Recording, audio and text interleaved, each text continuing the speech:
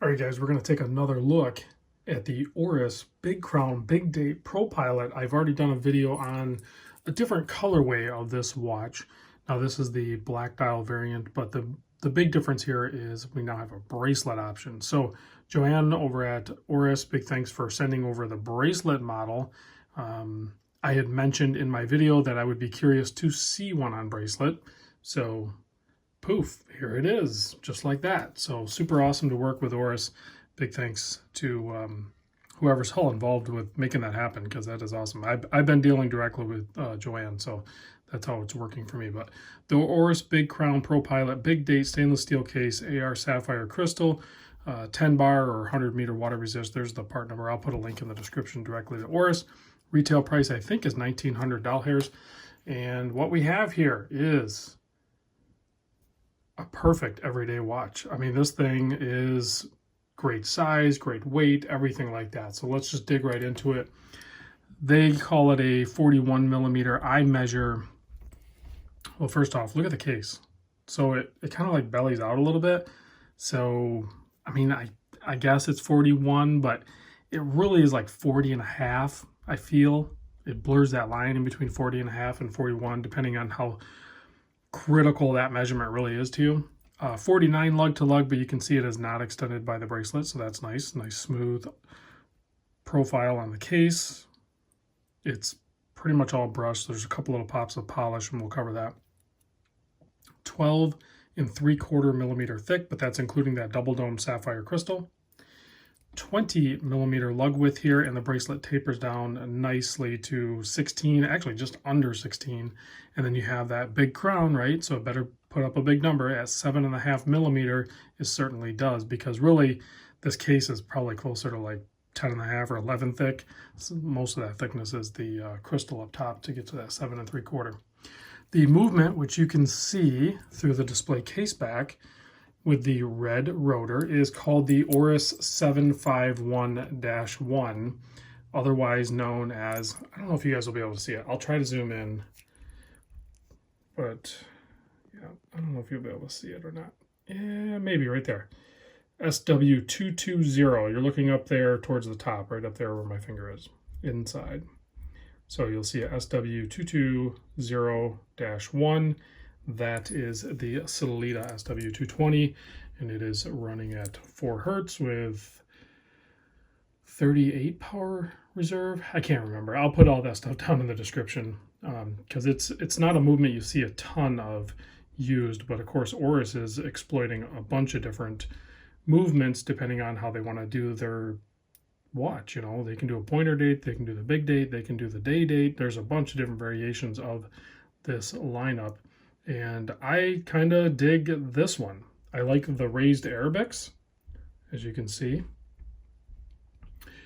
The black dial works really good for me. There's like a silver dial, there's a blue dial. You have different options for printing.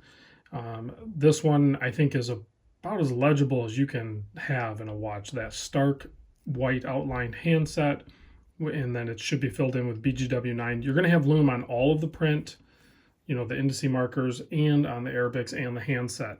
The only thing that's going to be missing on the handset is obviously the seconds hand, because it's pretty much matte black, just like the dial, with a tip of red kind of to help it stand out. And there's no lume though. So interesting font used. I like the way the 4s are done. I don't know what that motif is called, but it's pretty cool. And then large date. It's called big date, right? Well, it doesn't look like huge, like you think big date, you think it's going to be like really big. But I assure you it is larger. I'll throw a couple examples out here in a moment, side by side, so you can see that it is definitely a larger date display than you would typically see. The other thing that really sets this watch apart from just being bland is this, I'm going to call it like a turbine turned almost bezel, and it is very clean and symmetric all the way through its pattern. There's no deviation. And then if you look at the crown, it's actually got some twist to it as well, so it all ties in, as does the case back.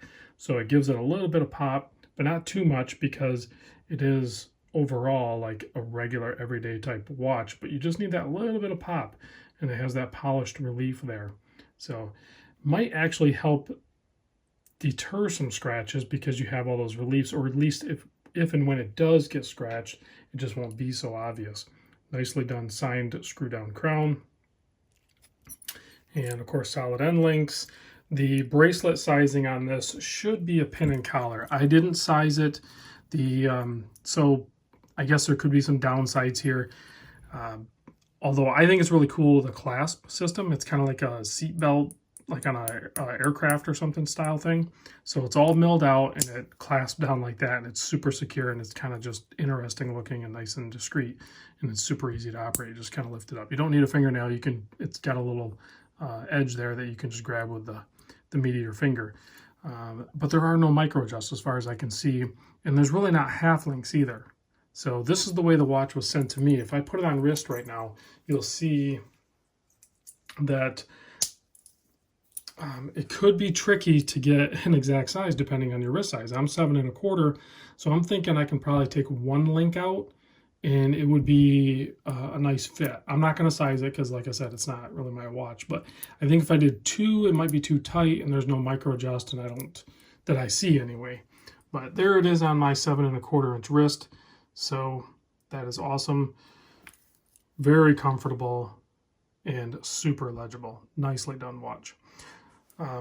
Again, I love the clasp, but we need, I would say, at least half links or some sort of micro adjust system. But this clasp is just too fun. I don't want to give up the clasp.